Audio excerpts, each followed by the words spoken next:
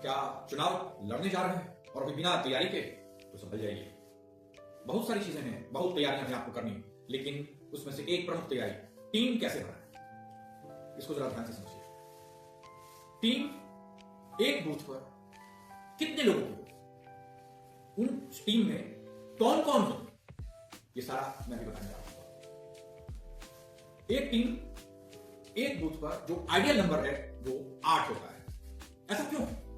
12 क्यों नहीं, 15 क्यों नहीं, या फिर 1 या 2 या 4 क्यों नहीं, 8 ही क्यों है? इस चीज को समझिए। देखिए, एक बूथ पर इलेक्शन कमीशन ऑफ इंडिया के हिसाब से पहले तो 1500 था, लेकिन अब 1200 वोटर्स होते हैं। अब उस 1200 वोटर्स में तकरीबन सब लोग तो वोट देने जाते नहीं हैं। मुश्किल से यदि बहुत ज्यादा अच्छी वोटिंग हो तो माना जाता है कि 70% जो लोग हैं, यानी वो पोलिंग परसेंटेज 70 होता है। इसको आप समझ लें 1200 का 70% लगभग 820, यदि इसको हम समझने के लिए 800 लेते हैं।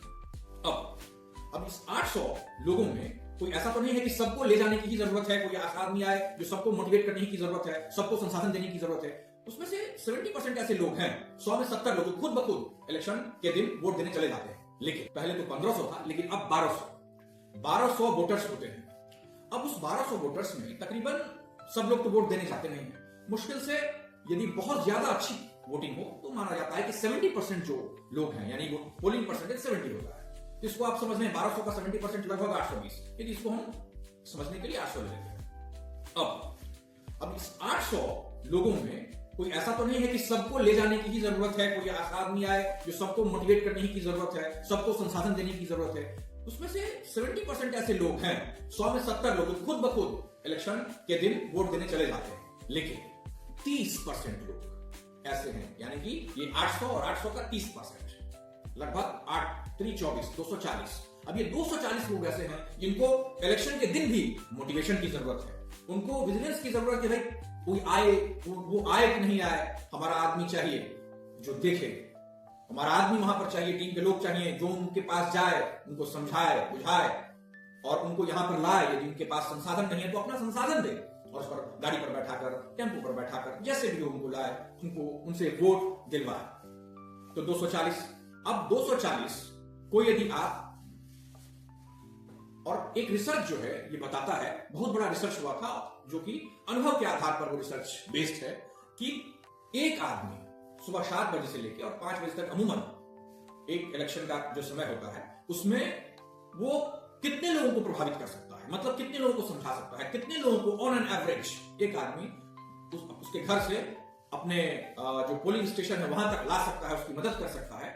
तो वो है एवरेज 30 लोगों को वो कर सकता है। अब 240 में यदि हम 30 से भागा करते हैं तो वो कितना आएगा?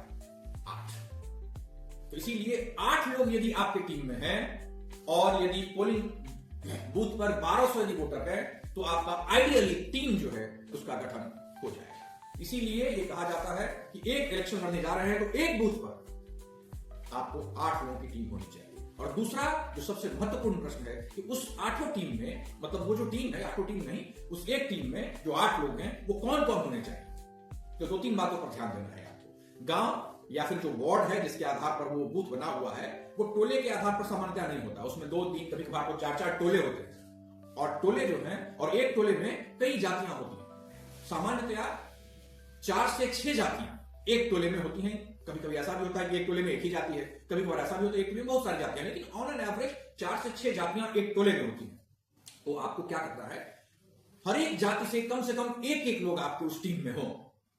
तो मैक्सिमम यदि 6 जातियां हैं तो आपको किसी एक जाति के ज्यादा लोग हो जाएंगे, 1-2 ज्यादा हो जाएंगे आपको, लेकिन एक जाति से एक आदमी कम से कम आप जरूर रखिएगा, जिससे कि उनको यह न लगे कि भाई मुझसे उसने नहीं पूछा मेरे बारे में, या मेरे समाज के बारे में, या मेरे समाज के जो लोग हैं मेरी टीम, ये जो नेताजी हैं उसकी टीम में नहीं है। तो पहले तो वो ध्यान रखें आप। दूसरा, आप ये ध्यान रखें कि उसमें महिलाएं हैं कि नहीं। उस 8 लोगों में कम से कम आप ये रखें कि कम से कम 2 महिलाएं जरूर से होनी चाहिए। सब समाज के लोग हों, महिलाएं की संख्या भी उसमें होनी चाहिए, और खासकर ध्यान रखिए कि उसमें युवा लगभग 8 हों, और नहीं तो कम से कम 6 या 7, 1-2 ज्यादा उम्र के चल सकते हैं, लेकिन ज्यादा से ज्यादा उसमें युवाओं की संख्या हो। तो ये आपको ध्यान रखना है कि किस तरह से टीम, कितने लोग होने चाहिए और टीम का फॉर्मेशन हम किस तरह से करें। ये 2 प्रमुख बात है, इस पर आप ध्यान दीजिए। और जब इलेक्शन लड़ने जा रहे हैं तो आपको इस तरह से टीम यदि आप अपना बनाते हैं, ये पूरी साइंटिफिक और रिसर्च बेस्ड ये मॉडल है, इसको आप अप्लाई कर सकते हैं। ढेर सारी पार्टियां जो देश में है वो अप्लाई करती हैं। और इसी तरह यदि आपको ये जानकारी अच्छी लगी तो इस चैनल को सब्सक्राइब कर लीजिएगा। मेरा नाम है सुधांशु और आप देख रहे हैं जनता। बहुत बहुत धन्यवाद।